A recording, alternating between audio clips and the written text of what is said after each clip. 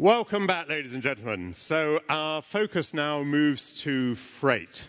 We're still thinking about how we can meet people's needs in planning and policy. We've been talking this morning about moving people, and now we're talking about moving freight. And we have our second panel discussion. So without more ado, I'm going to ask the panelists to come to the stage. And of course, once they're on the stage and their moment comes to speak, I'll introduce them. So first of all, could I ask the Minister from the Federal Republic of Germany, Dr. Peter Ramsauer, to come to the stage, please. Minister, thank you very much. Could I ask the Vice Prime Minister from Ukraine, Boris Kolesnikov, to come to the stage? You're very welcome, sir. John Porcari, please. Jean-Claude Delaine and Michael Parker.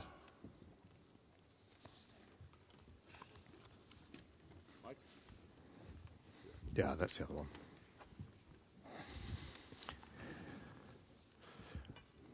So we pretty much understand how these panel discussions work now. I've already had the pleasure of introducing you this morning, Minister. So I won't give you a second introduction. I think your biography remains the same as it was about an hour and a half ago. And so I would ask you, sir, if you would like to begin with a 4-minute contribution on this subject of meeting people's needs in the area of freight.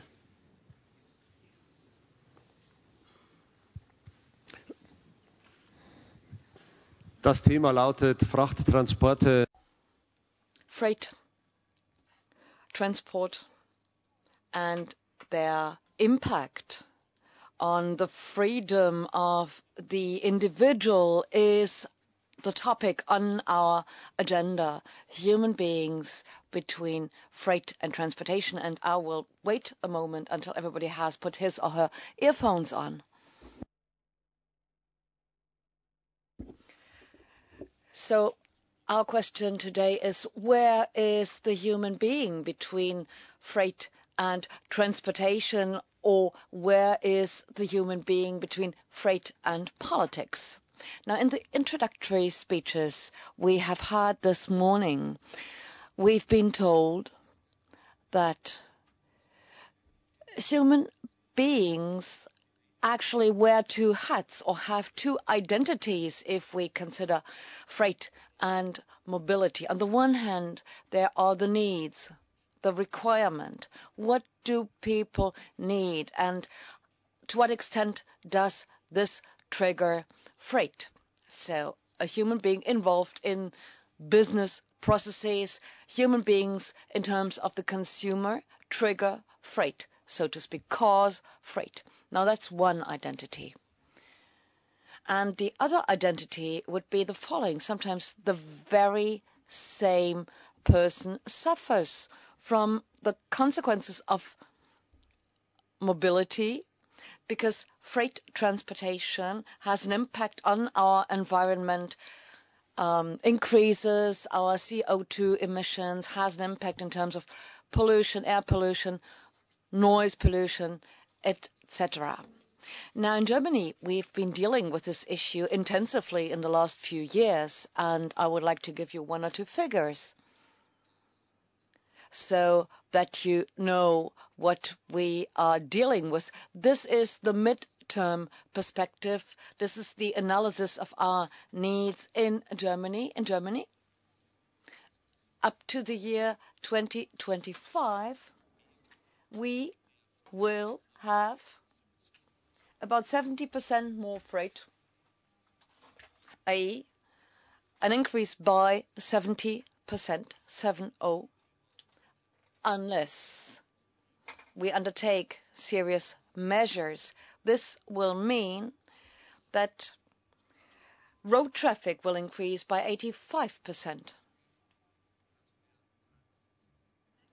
And the transit freight traffic, i.e. traffic through Germany, up to the year 2025 will increase by 120%, by 150%, i.e. increase 2.5 fold. Germany is a transit country.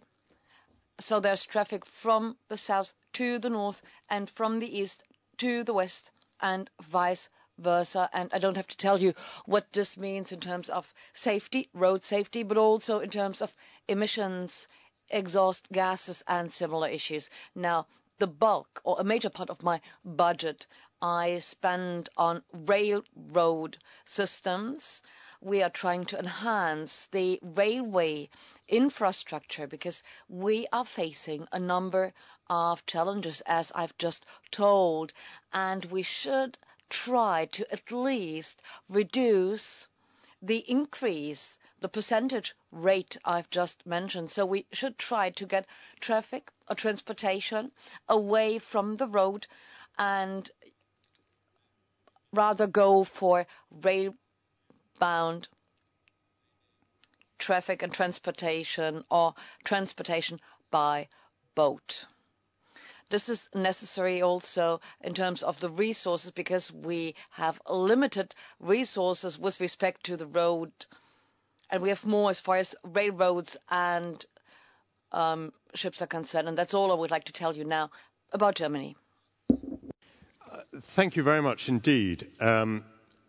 We had a very interesting plug earlier on for the value of shifting passengers by railway. Now we have a very interesting plug for the value of shifting freight by railway. It'd be quite interesting to discuss maybe at some point if one had to prioritize between those two where the particular values lie. But that's a very interesting contribution to get us started. I'm now going to ask Boris Kolesnikov if he will very kindly speak for about 4 minutes. He's a Vice Prime Minister of Ukraine, so we're very honored indeed to have a Vice Prime Minister with us today. He's also the Minister of Infrastructure. He's been a member of Parliament in Ukraine since 2006. And by the way, he's also the founder and president of the Boris Kolesnikov Fund, which is a charitable foundation. You're very welcome indeed.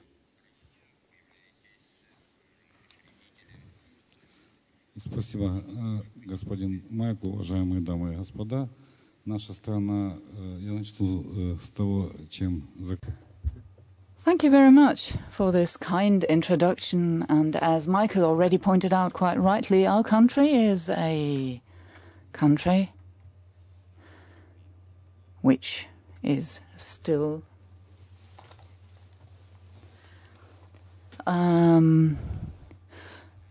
still doesn't differentiate between passenger transport and freight transport on the railroads. This is to do with us being part of the Soviet Union for a long term, and we didn't have a market economy here. And therefore, our country is faced with formidable challenges here. When it comes to the infrastructure and reorganizing it, we're talking about the transportation needs of our society. We're facing formidable challenges. It's to do with quality of life and the economy in general. So what are the efforts underway in Ukraine in order to enhance the quality of life? I think everybody who's in the transportation industry is faced with formidable challenges, of course.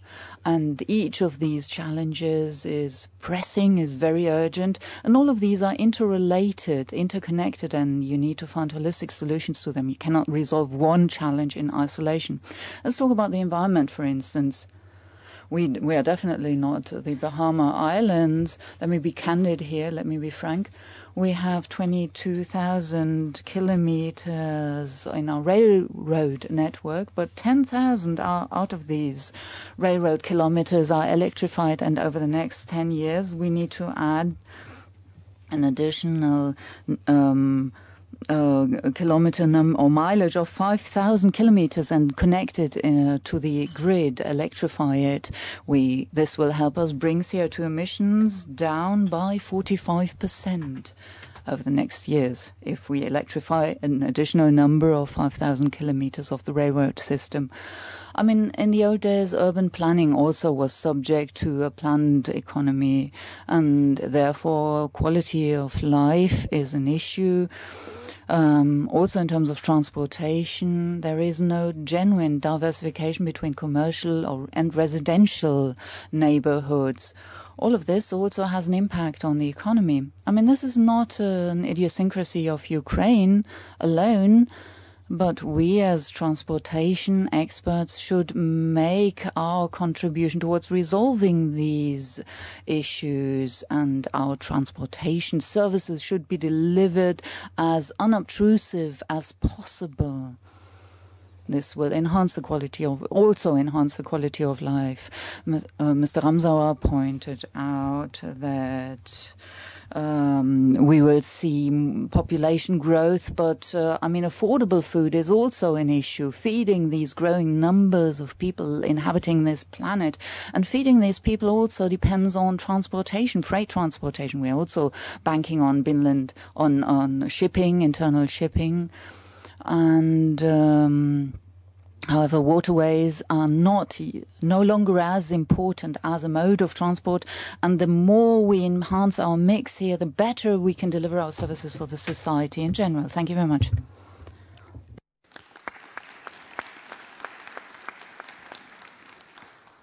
I'm going to call on John Porcari next, just so you can have a microphone ready. Good. Thank you very much, Minister. I think that was very valuable. You gave us a couple of perspectives that many of us don't think about very much. The problems of emerging from a planned economy into a free market economy.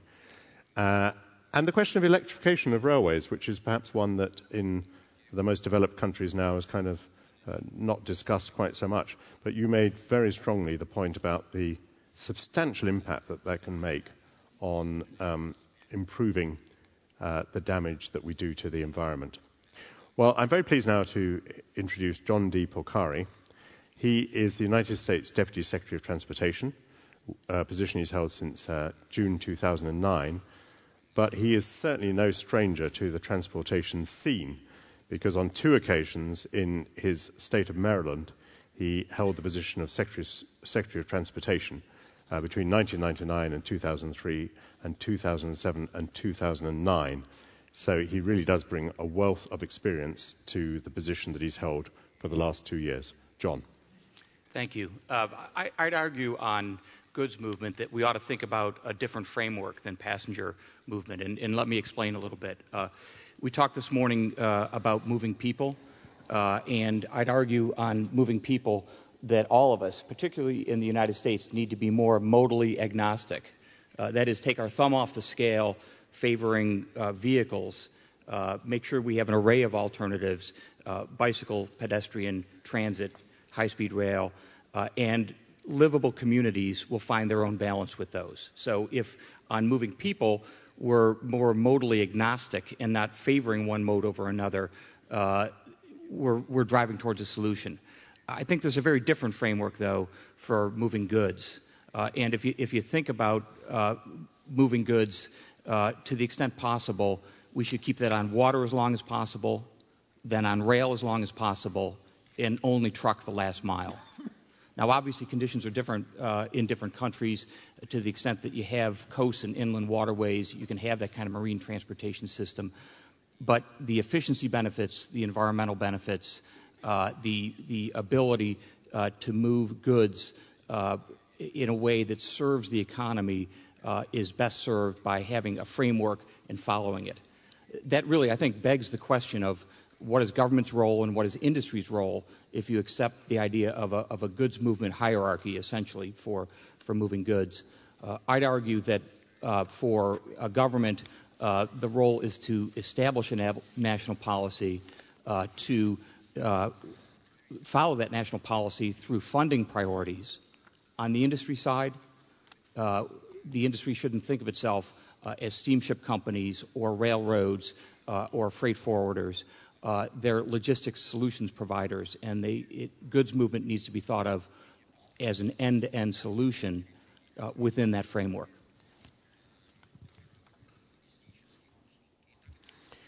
Thank you very much. Everyone is being Yes, a round of applause. We've obviously terrified the panel into being very, very crisp and concise in their remarks, which is fantastic. Thank you very much. To me, well, firstly, I find that expression modally agnostic. That's an expression I shall take away from today. That is a very useful expression. But interesting to hear someone who comes from the land of the free talking in the case of freight as establishing a kind of centrally conceived hierarchy of modes. And so I find that quite interesting that, even in a free society, it's going back to the point you were making a moment ago, Vice Prime Minister, that even in a free society, governments can take the view that there is a role for planning that hierarchy of modes in the case of freight. Interesting indeed. Okay, we come now to Jean-Claude Delaine. He is the president of CLICAT and FIATA.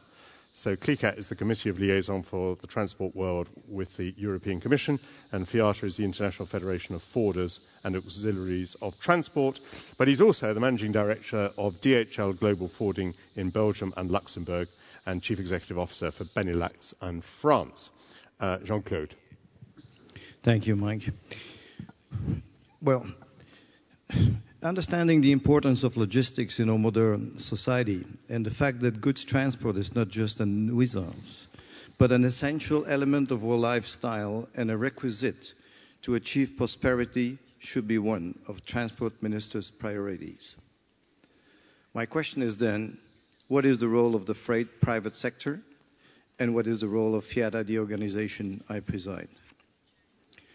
FIATA is like the United Nations of Freight Forwarding and Logistics. It exists since 1926. It's a non-for-profit, non-governmental organization representing not less than 40,000 companies employing over 10 million in 150 countries in the world. Our company's services include transport service negotiations, cargo collections, delivery of goods, consolidation, insurance, inspection, picking and packing, in other words, all it takes to make the goods available to consumers and businesses. And remember, goods are only as good as when they are delivered. Amongst these services, the FIATA Multimodal Bill of Lading is an effective solution to address multimodal transport since 1992. It may be used as a document of title and its use is universally recognized. Let me claim that this has been the single most beneficial contribution to facilitate logistics for our customers in the last 2 decades. These documents will now be made digital and will offer additional facilitation in the internal supply chain. Shipper customers are certainly free to arrange their own transportation, if they so choose. But they can benefit from the considerable advantage provided by logistics service providers. In so doing, they gain full flexibility and dispose of some overheads in favor of variable costs. In the end, it means a nimble, modern trading community. In this picture, what is the role of the public, of governments? My hope is for simplification.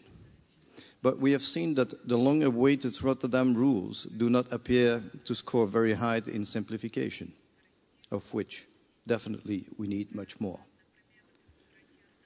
There are complaints, at least in the European Union, where I'm from, about over-regulation and at the same time insufficient infrastructure. This means that the two priorities that we identify for the policymakers are cutting red tape and providing adequate infrastructure for transport.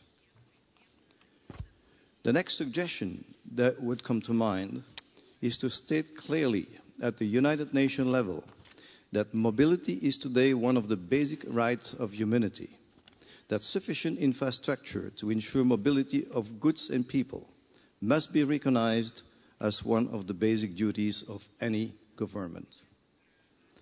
I firmly believe that it should be clearly stated at a global level.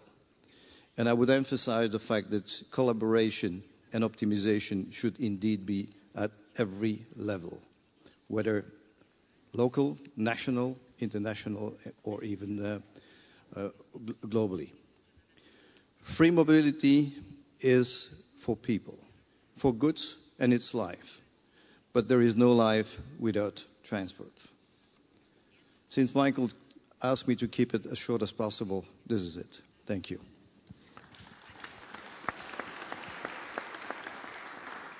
Thank you very much. That was very, very useful in bringing us face to face with the nitty-gritty of the end-to-end movement of freight, how you're coordinating it, and the barriers that you are facing. Now, take your seasickness tablets, because we're about to take to the seas. We're going on a voyage of discovery with Michael Parker. He's a board member of the International Chamber of Shipping. He's been chairman of the CMA-CGM UK Limited since 2003. And CMA-CGM is the third largest container shipping company in the world, with its headquarters in France. Michael, great pleasure to have you here. Thank you. Michael, thank you very much. Ladies and gentlemen, good morning. It's a great pleasure for me to be able to say a few words on behalf of the International Chamber of Shipping, which is the body which represents the shipping industry internationally. And I'm also delighted in the keynote speech this morning that the role that our industry has played in global trade, and we carry about 90% of global trade, has been recognized and acknowledged. It's really a very exciting industry, but one that's often out of sight. Now, I know Michael wants me to be reasonably brief, but I'd like to make 3 points really this morning. The first is a rather unusual and regrettable one, and it's what we in the industry refer to as piracy.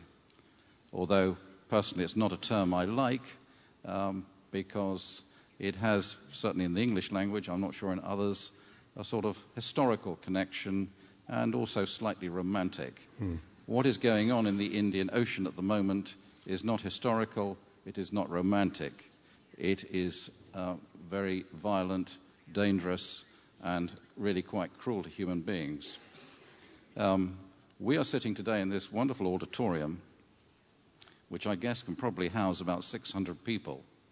And that's the number of seafarers today who are in captivity in and around the Indian Ocean. And many of them are being kept in very hostile, unpleasant conditions. In fact, over the last few years, several thousand seafarers have suffered this fate. Now, much good work has been done by international navies to try and protect merchant shipping, but the reality is it's not working. There has been some success, but the criminal gangs operating in the Indian Ocean are moving much faster than we are as an international community. And governments around the world really have to commit more military resources,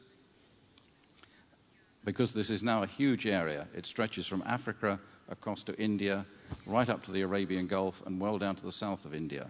A huge part of international waters are now really not free markets for ships to travel through, or not safe markets. Our governments also, I think, need to give the military much greater flexibility to use their capability to grab back control of this dangerous situation. So I very much hope, with many ministers here, you can take this message back to your governments and please redouble your efforts, because this is very serious. It's not just a humanitarian situation, there's also an economic consequence. If one looks at Europe, virtually all Europe and Asia's trade goes through the Indian Ocean. Most countries in the world take large amounts of their energy resources from the Arabian Gulf, and those ships go through the Indian Ocean. Secondly, if I can return to my second point, which is a more positive one, and my own background, as Michael mentioned, is in containerization. It's been a phenomenal success story which has made globalization possible. When I started in this industry, we thought a container ship that could carry 1,700 containers was a large vessel. Today we're looking at ships 10 times that size. And this has brought enormous benefits in terms of lower unit costs for moving cargo, which of course is transferred to society to members of the public. It also reduces fuel consumption and therefore pollution. And in fact, if one looks at the economic benefit to society from modern shipping, if one looks down the high street in any city in Europe and tries to buy a television set, it will have probably come from the Far East. And the cost of getting it here will be no more than $3, absolutely of no consequence in the price of the product. And that is a sign of the economic benefit that has come from this industry. And the third point is the environment, which clearly is everybody's agenda today. We believe we have a wonderful track record in environmental improvement, but we also accept that we have to play our part in reducing emissions both now and in the future. Ships being delivered today are hugely more fuel efficient than ones built a few years ago, as one would expect. But really the prospects are quite exciting. If you look at some of the designs now being tabled for building in just a few years' time, enormous improvements, 20-25% in fuel efficiency. And I was also pleased to hear this morning, both from the aviation side and from the keynote speaker, the need for international regulation. And that's absolutely critical to our industry. It's a very open industry. We need to keep it an open, free market, and we don't need to distort competition by localized regulation.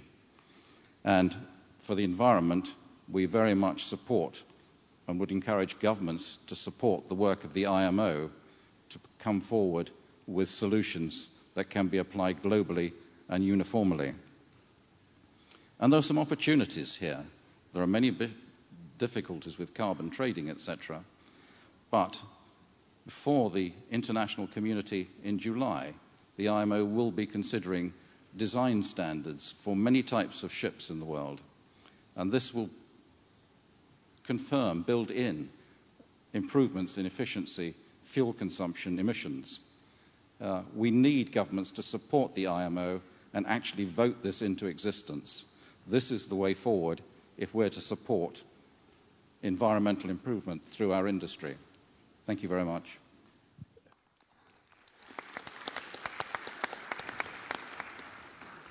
Thank you, Michael, very much indeed. Now, we're going to have some discussion in a moment, so let's begin to see some hands in the audience, please. Can we see some hands up? While you are freeing your hands, I don't want this subject of piracy to pass without further comment. Jean-Paul Curry, I wonder if you would like to say... I'll tell you, in the United Kingdom, there is enormous indignation about this issue, that the Royal Navy and the US Navy and other navies are intercepting pirates, but apparently sending them off with a slap on the wrist, giving them back their craft, putting them ashore. What's going on? Piracy is a difficult issue for all of us. It absolutely is at the forefront of international trade issues, though. If you look at the amount of geography that has to be covered, the sea lanes, the maritime forces from a number of nations that are likely to be deployed over the long term, there's simply not enough and will not be enough naval coverage. So the interdiction has been somewhat sporadic because of that. The true problem, which, as you indicate, is actually the enforcement afterwards. What is the judicial framework and who is willing to actually process the pirates through those judicial frameworks with a very uncertain outcome? We have had some success in the past in getting other countries to do it as well. Under United States laws, we are fairly constrained in what our military can do and what we can do in terms of judicial prosecution. There's no single solution to this. There is a lot of discussion and, in fact, a lot of movement on embarked parties on at least some of the ships that have their own defensive capability. That is clearly appropriate in some cases. I think for the industry, it's a very difficult legal and financial issue over the long term. So I wish I was here with a great solution to it. I will say that the economic incentive for the so-called pirates is so strong that the only real long-term remedy is actually changes in some of those societies where the financial benefits of piracy are erased. Minister Peter, would you like to maybe add a thought on that?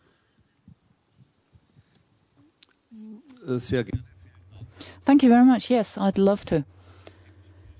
Because this topic is of great importance in the UK and in the US apparently, but of course it's also important in Germany. You're perfectly right there. Germany has the third largest maritime trading force worldwide, and we have the single largest container fleet worldwide. And this is why Germany is very severely affected by piracy, by the issue of piracy. And you, Mr. Parker, has pointed out quite rightly, container vessels are getting ever larger, and that means the booty is getting more valuable. The first 1,500 standard container merts has the first 80,000 standard container vessels were ordered, and one vessel is worth of billions of dollars or euros. So it doesn't matter whether you're talking about euros or dollars. We're talking about billions of worth here on sea. And piracy, I mean, is not very romantic. You're perfectly right there. And because at the end of the day, it's a highly criminal value-adding chain, VA chain. And this brings us to a critical point, a very decisive point. It's not the individual pirate who does the dirty work there, but there's a whole system behind this pirate, failed states, rogue regimes. And this is the VA chain. The true VA chain, and these rogue chains use their network to sell these assets. And this has also been touched upon briefly. Apart from all that military issues, it's very, very difficult to come to terms with this issue, to resolve this problem, because the criminal VA chain has been brought into being by certain structural shortcomings. And piracy finds a breeding ground in those countries where there is no nation state, no public administration, or where there are just hardly any reliable state structures, government structures. And this means you need to eradicate the problem at its root cause.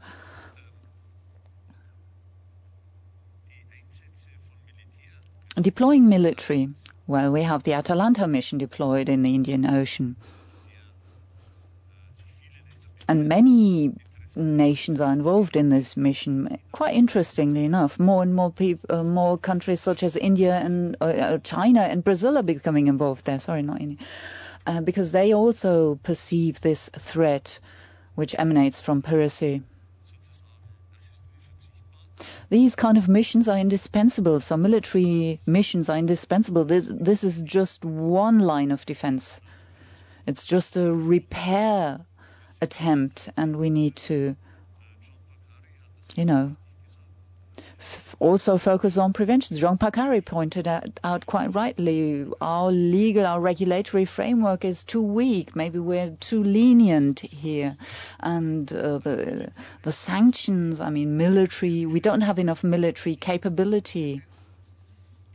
We don't have enough military resources in order to fight the piracy, and all this legal framework, it doesn't really bear any clout. There is no deterrent for pirates inherent in the means which we have available here when it comes to the legal regulation. And maybe this is where I'm slightly at odds with the German Ministry for Justice. Once pirates talk to each other and tell each other, hey, it's really easy if you face a court trial in Hamburg and as a pirate from the Indian Ocean. And once word of mouth passes, this is a proliferation method. If you can apply for asylum as a pirate in Hamburg, once this word of mouth spreads, we get an explosive proliferation of pirates. Because of course I'm exaggerating here, but this is just to get my point across.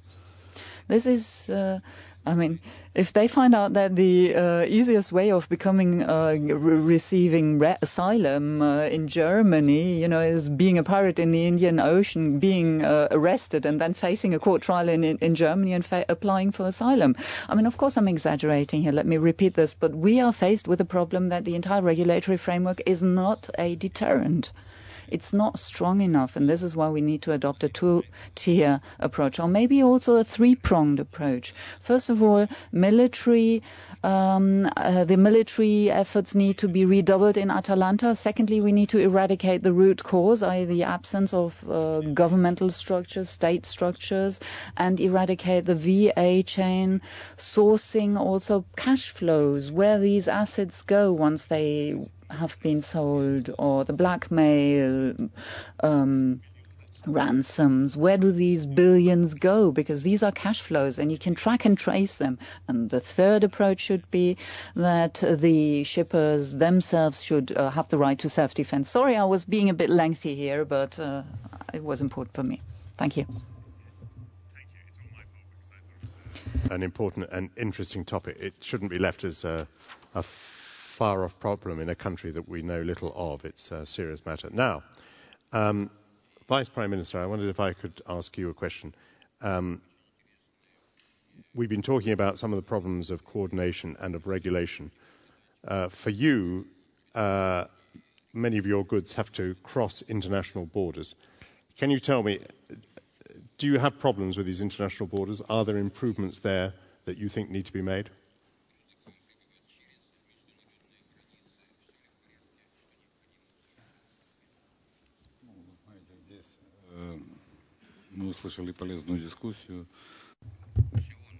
Thank you very much. Well, I also would like to endorse this fight against piracy. You're perfectly right there. Well, romanticism, this is a word which was mentioned. I feel that piracy is not really a romantic notion. Maybe this was the case in the Middle Ages or medieval ages. I subscribe to what's been said in the US, that global legal system, the regulatory framework in this area needs to be harmonized. This is the only way in which we can face this challenge. We know that air piracy, there is an international regime on this. We have terrorists. And what's the difference between a terrorist on a plane and a pirate on the sea? Ukraine, luckily enough, is not faced with these kind of problems. All neighboring countries enjoy friendly relations. We enjoy friendly relations with them. The EU is just around the corner, but as a result of our maritime transport, we are affected, and we are also prepared to support international missions also against piracy. A lot to answer for. Okay, do we have any contributions from the floor, please? Let's see some hands go up. Come on, you won't be allowed any lunch unless you participate. Yes, we've got a man in green at the back there. Anybody else? All right, sir, go ahead. Hello, my name is Nur Kental. I'm working for ICLEI. I'd just like to stress, and I think it's quite striking, that the United States, with less infrastructure than Europe, and they are transporting much more freight by railways than Europe. And I think this is mainly because the infrastructure in Europe is not really somehow, we have several different systems and several signaling systems. I know that there is some improvement in this area. But I think the national systems, the national railway systems are still not correctly connected in Europe. And this is a huge barrier for us to start, moving freight, to moving goods by railways. And we have been observing a huge rise in the use of trucks for freights, with all the consequences in terms of CO2 emissions and others. So I think this is really a huge sector, and a very, very relevant sector if you want to achieve the climate change goals that the European Union has been trying to pursue. On another front, and as I'm coming from an association which is working with local governments, I think it's still a bit absent from our discussion here today. But freight is also has also implications in terms of cities and urban freight. So transportation of goods inside cities, because at the end, of course, consumers will have to get their goods. So there is also an implication in terms of cities, and I have to remind everyone here that having big trucks inside cities, and it's not very good for the environment. It's not very good in terms of air pollution. So I think there is also a huge potential and opportunities here to have better coordination, better freight and transportation of goods inside our cities, so that we can also, reduce all the kind of environmental impacts associated with it. Thank you. Thank you very much. Now, Jean-Claude Delain, may I ask you to address that first point? Why is it apparently that in the United States rail freight is more prevalent than in Europe? Are we talking about infrastructure problems here, or are we talking about regulatory problems? Well, you will remember that the freight forwarders have no pre-qualification of the type of transport mode that we use. Basically, what we're trying to do is to use the best economical, environmental, but also the most safe mode of transport. Now, coming to the railway, there is a huge difference in the type of industry that will use the railway in the US against Europe. Now, in Europe, we are trying as much as we can for the last, I would say, century to use the railway. But the problem is reliability, the problem is flexibility and a commercial approach. If you're not a shipper with at least 10 railway wagons, and there are a couple of exceptions in Europe, but 10 railway wagons, then nobody looks at you, nobody understands what you're trying to do. In terms of consolidation, the forwarders are using all type of transport, and basically very, very, very low number of shipments or even weight and volumes are transported by train. This is the reason. Lack of reliability and lack of flexibility, commercial approach. The railway people have to understand that there is something else than just the bulk cargo. There's also something different there. John Porcari, your country has just been paid a compliment about the environment, which is a somewhat rare event. Was it merited in this case? I think it actually is merited in this case, Michael. We have objectively one asset the United States has is arguably the best freight rail system in the world. We've had 30 years of a deregulated freight rail environment. The 4 major Class 1 railroads serving the United States have actually put considerable capital improvements in. The goods movement hierarchy I talked about before acknowledges really that the freight rail system works well, but there's more we need to do. Jean-Claude made a very interesting point here about other than bulk cargoes being carried on the railroads. It's interesting because the United Parcel Service is now the #1 customer of our freight railroads. That in turn is driving much tighter time frames in terms of delivery and much greater reliability. So we have the opposite problem that Italy and many European countries have, in that we have a freight rail system that, while it has bottlenecks, largely works pretty well. For the first time, we're putting federal funding into eliminating those bottlenecks, but at the same time, we're trying to add passenger rail to an existing freight system rather than the other way around. And I recognize that is an issue, that we need to make both of them work, and that we, in terms of federal policy, we have been funding improvements that have dual benefits, specifically dual benefits, and we've been actually itemizing those benefits, modeling them, and capturing the benefits for both the freight and passenger rail side of the house. Why are we so focused on goods movement? One, it drives the economy. I think we all get that. But as I mentioned yesterday, in the U.S., we'll have 100 million more citizens by 2050. There is no scenario where our present transportation system can accommodate the passenger or the goods movement part of that. Each U.S. citizen needs on average 30 tons of goods per year. That's everything from coal to power plants to automobiles to your flat screen television. The goods movement part of our economy is much less visible, but it's at least as important a part of the transportation system if we're going to continue to enjoy the quality of life that we have. Thank you very much. Here we are in a country whose birth rate is below replacement rate, and you're talking about another 100 million in the United States. It's extraordinary how different our national experiences are. We have two interventions here. Let's do them one after the other. Yes, that's either order is fine. Go ahead, please. You have the floor. Me? Yes, indeed. Thank you. You hold it? Okay. No, I will keep it. I'm Lasse Friström of the Institute of Transport Economics in Oslo, Norway. I would like to ask the American representative, as well as any European politician, perhaps the German minister, if what we're talking about here may have something to do with vertical separation or integration. Now, vertical separation has been the policy paradigm in Europe for a couple of decades now. It is being believed that in order to enhance competition and efficiency on the railways, we need to separate the operation from the infrastructure. Now, in the US, I understand that most railway companies are vertically integrated.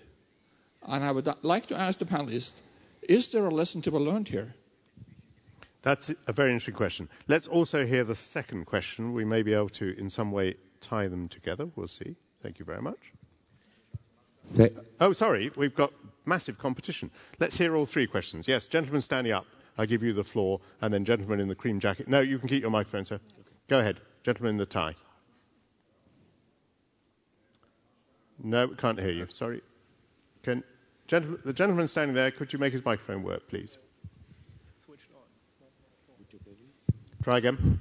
It's coming now. Good. So my name is Axel Maschka. I'm working in transport-intense industries, both in US and Asia, connecting into Europe. I have a question for several of you regarding your perspective on a, let's call it Trans-Siberian highway, on an Asian-European land connection, cutting shipping times by half. I've seen the rail interventions on getting this the railroad done, but also see truck roads getting further into China. I want to get your perspective on this. Thank you. Brilliant. And the gentleman in the light-coloured jacket, please. Thank you, Chairman. My name is Marco Sorgetti, and I'm the director of CLICAT. I wanted to pick on this topic about railways in Europe. Europe is our competency in CLICAT. Yesterday, I was not present, but I got a report about a breakfast organized in the European Parliament. That was organized by CLICAT, it was organized by the Shippers Council, and was also organized by DHL. And the Mrs. Ayala Sender, one of our MPs, had to represent the concern of the Parliament to Mr. Ludewig, who was representing the railways, on the slow pace of their adaptation to the modern times. What we are trying to say is that there is much at stake. The reform is now 20 years old, and still the problem is that in the 20 years that we have just passed, 74% of the incompatibility of the equipment has been bought or put in function when we knew exactly that we were actually going for a continental market. So much of the problems have been bought perhaps either carelessly or intentionally, and that is, of course, creating the trouble today. So we must look at an integrated continental market. I don't think that the question on whether the unbundling of the infrastructure and the services is so fundamental as many people make it. In reality, what matters for us and for the shippers is the service and the customer-oriented attitude of the service provider, which at the moment is, well, to say shy is an understatement. They have to be much more proactive in getting to deal with their customers profitably. Thank you very much. Thank you, Mr. Sorgetti. Now, very interesting because the first question was really dealt with by the third questioner in part. So there's an argument against laying much store as to whether there's vertical integration or not.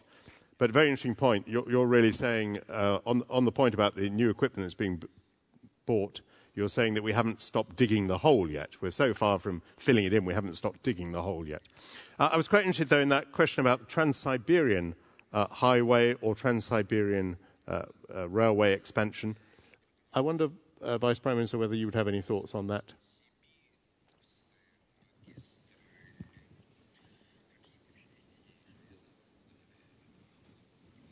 Darf ich ganz kurz? Ну, если брать, допустим, Транссибирскую магистраль и идти с севера. Now, if you look at Trans-Siberia, and if you shift it further to the north, it won't get to Ukraine anymore. However, we could try and connect the Ukraine because we do have railway lines, so Ukraine can offer its system, and people are making good use of the railway system we offer, which is also due to the fact that we have less streets and roads than the West, at least if you see the aspect of quality. Now, we have certain transit tariffs, and Ukraine is, of course, willing to have international railway systems in its country, on its territory. Thank you very much. So you're welcome to Ukraine, but there will be a tariff, yes. That figures. Michael Parker, I wanted to challenge you on something. It's very impressive to say that a TV screen that was made in China arrives in the high street in Europe with only a $3 freight cost on it. But what is the environmental impact of millions of these TV screens moving across the world? Would it be a better world, would it be a greener world, if these plasma screens were made in the countries in which they're going to be used? That's a big question, an interesting question. Good. Now answer it, please. I'm not sure I know the answer to this. I think, what we've seen is the movement of production from the West to Asia because of the cost benefits of producing in Asia. I guess there would be an environmental benefit if one could bring it back to the consumer markets. That will depend on the ability of manufacturing in the consumer markets to meet the costs that are achievable in Asia. So maybe it depends on inflation in Asia and as well as transportation costs. So my sense is that it's not going to be a big trend to move production back here, but others may have different views. Well, we're very close to concluding this session, but I'm going to allow our host minister, Peter, to make a last remark, because I think you were trying to catch my eye. Well, thank you. Now, actually, there are three aspects I would like to comment on, and it's tempting, but I will be brief. Now, what we've been talking about here is an extremely important aspect in the overall discussion about cargo or freight. And I wonder, do we need all the cargo we have? Now, someone said relocation of the production back to the sites where the finished product is being made or where the consumers are. Now, the question is, do I have to buy what I need in order to produce the products, first of all, from faraway lands, from remote locations, or can I get what I need here? Let me give you an example. Bavaria, that's the region where I come from. Now, we are exporting mineral water from Bavaria to Japan and to China. I wonder, does this have to be so? I mean, I'm happy that we are exporting sparkling water. But since we were talking about transport costs, the freight rates on ships are almost zero. And the containers should not be on sea empty, or you have to pump in water. So it doesn't cost you almost anything to transport mineral water from Bavaria to China or to Asia, to Japan, to another place in Asia. Now, I'm, of course, happy about this business, but I wonder whether it's necessary. Another example I would like to give you. This morning in the hotel, we had yogurt, wonderful yogurt. From northern Italy it was.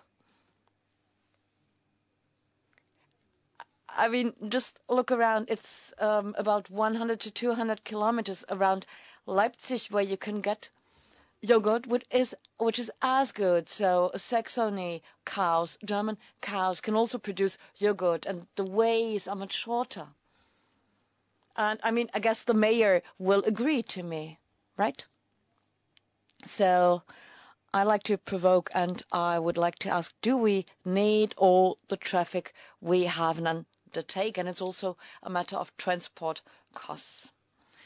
I'm convinced that not all transport truly carries the costs produced by it, economically spoken. And if this was the case, we'd have to map, in particular, bulk freight differently. Well, now the separation of the railway systems, this is certainly something you can learn. This is also an interesting topic. And the Trans-Siberian Railway now. When I was in China last, I dealt with the question, what can be done in order to allow for a just-in-time freight connection between China and Germany.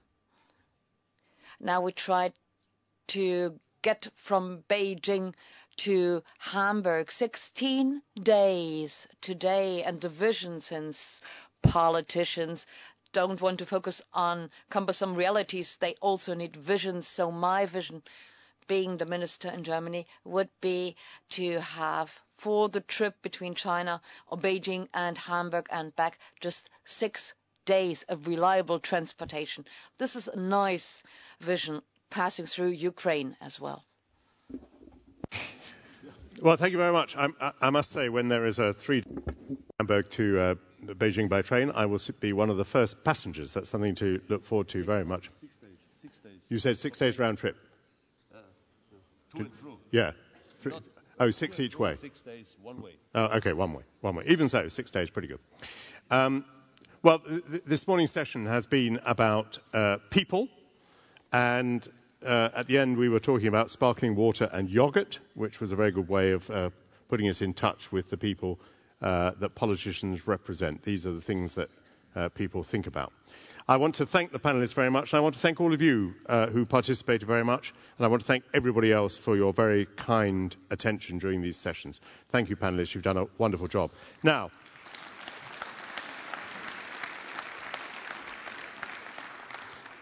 we now face easily the most complicated logistical challenge of the entire conference, which is to organize the so-called family photograph. Those of you who are in the family photograph, you should know that you're in the family photograph. You should know whether you're quite right. Sorry, getting too self-confident there. First of all, we have the great pleasure of an award. This is the 2011 Transport Achievement Award presentation. This is an annual award for operators, authorities, manufacturers, suppliers, and service providers. This year's focus is aligned to the theme of the conference, which is Transport for Society, and the award was offered in partnership with UITP, FIATA, and CLICAT. So I think probably the best thing would be if we panelists now leave the stage. We will need those of you who are involved in the family photograph, so please don't disappear. But at this moment, I'm going to ask Jack Short if he would come to the stage, because he is going to announce some further details about this very valuable and important award. Thank you very much.